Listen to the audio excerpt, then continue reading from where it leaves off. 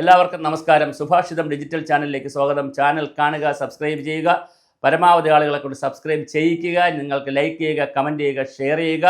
ഞങ്ങളുടെ membership campaign ഞങ്ങൾ നടത്തിക്കൊണ്ടിരിക്കുകയാണ്. ചാനലിൻ്റെ സുഭാഷിതം ചാനലിൻ്റെ മെമ്പർഷിപ്പ് ക്യാമ്പയിൻ ആരംഭിച്ചു. നിങ്ങൾ 89 ജോയിൻ എന്ന ബട്ടണിൽ നിങ്ങൾ അമർത്തിയാൽ നിങ്ങൾക്ക് മെമ്പർഷിപ്പിൻ്റെ പാറ്റേണിലേക്ക് പോകാൻ പറ്റും.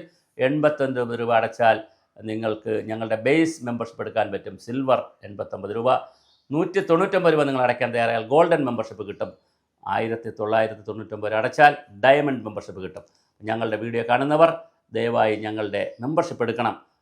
ഒരുപാട് ചാനലുകൾ, യൂട്യൂബുകളൊക്കെ പണം വാങ്ങിക്കൊണ്ട് മെമ്പർഷിപ്പ് അടച്ചില്ലെങ്കിൽ കാണാൻ പറ്റില്ല വീഡിയോ. അങ്ങനെ ലോക്ക് ചെയ്തൊക്കെയാണ് വയ്ക്കുന്നത്. പക്ഷേ ഞങ്ങളെ സംബന്ധിച്ചിടത്തോളം ജനങ്ങൾക്ക് വേണ്ടി, ജനങ്ങളുടെ ഭാഗത്തുനിന്ന് ചെയ്യുന്നൊരു ചാനൽ എന്നുള്ള നിലയിൽ ഇതിലെ എല്ലാ കാര്യങ്ങളും ഞങ്ങൾ എല്ലാവരോടും രാഷ്ട്രീയത്തിനതീതമായി എല്ലാ പാർട്ടികളുടെയും, സമൂഹത്തിൻ്റെ എല്ലാ വിഭാഗം ജനങ്ങളുടെയും പ്രശ്നങ്ങൾ ചർച്ച ചെയ്യുന്ന, വിമർശിക്കേണ്ടവരെ വിമർശിച്ച്, സ്നേഹിക്കേണ്ടവരെ സ്നേഹിച്ച്, വിലയിരുത്തേണ്ടതിനെ വിലയിരുത്തി, നിലപാട് പറയേണ്ടതിനെ നിലപാട് പറഞ്ഞുകൊണ്ടാണ് ഈ ചാനൽ മുന്നോട്ട് പോകുന്നത്.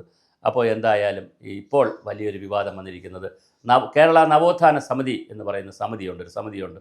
വെള്ളാപ്പള്ളി നടേശൻ ചെയർമാനായും പുന്നല ശ്രീകുമാർ, KPMSൻ്റെ പുലയർ മഹാസഭയുടെ പുന്നല ശ്രീകുമാർ അടക്കമുള്ള ആളുകളുള്ള ഒരു സമിതിയാണത്.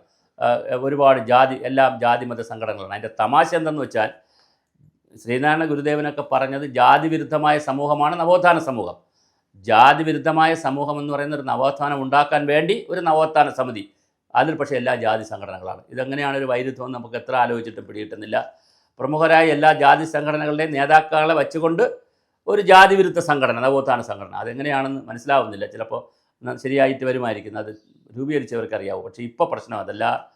ശബരിമല സ്ത്രീ വിഷയമായി ബന്ധപ്പെടുത്തിയും അയ്യപ്പ സംഘവുമായി സെപ്റ്റംബർ 20 നടക്കുന്ന അയ്യപ്പ സംഘവുമായി ബന്ധപ്പെടുത്തി വലിയ വിവാദവും പൊട്ടിത്തെറിയുമാണ് നവോത്ഥാന സമിതിയിൽ ഉണ്ടായിട്ടുള്ളത്. വെള്ളാപ്പള്ളി നടേശൻ ഒരു വശത്ത് നിൽക്കുന്നു, ശബരിമല അയ്യപ്പ സംഘം നടക്കട്ടെ എന്ന് പറയുന്നു. അതോടൊപ്പം തന്നെ എന്ത് നടക്കട്ടെ, സ്ത്രീകളെ കയറ്റണ്ട എന്ന് പറയുന്ന CPMൻ്റെ നിലപാടിനോട്, ഇപ്പോൾ CPM മാറി വന്ന നിലപാടിനോട്, ദേവസ്വം ബോർഡിൻ്റെ നിലപാടിനോട് ഐക്യദാർഢ്യം പ്രഖ്യാപിക്കുന്നു. അവിടെ സ്ത്രീകളെ കയറ്റണ്ട.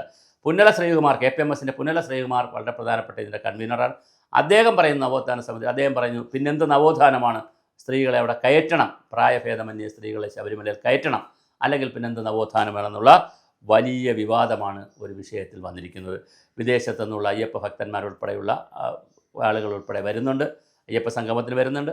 അത് ഇലക്ഷൻ ഗിമ്മിക്കാണ് എന്ന് പറഞ്ഞ് UDF വേറെ തരത്തിലേക്ക് പോയിരിക്കുന്നു. മുസ്ലിം ലീഗും കേരള കോൺഗ്രസും ഒക്കെ ഉള്ളൊരു മുന്നണിയായ കോൺഗ്രസ് മുന്നണി എന്തിന് ശബരിമലയിൽ വരുന്നു, നിങ്ങൾ അയ്യപ്പൻ്റെ കാര്യത്തിൽ നിങ്ങൾക്ക് എന്ത് കാര്യമെന്ന് വെള്ളാപ്പള്ളി നടേശൻ ചോദിക്കുന്നു. അങ്ങനെ കലുഷിതമായി നിൽക്കുകയാണ്. ഇതിനിടയിൽ BJP ചില ഇത് വച്ചിട്ടുണ്ട്.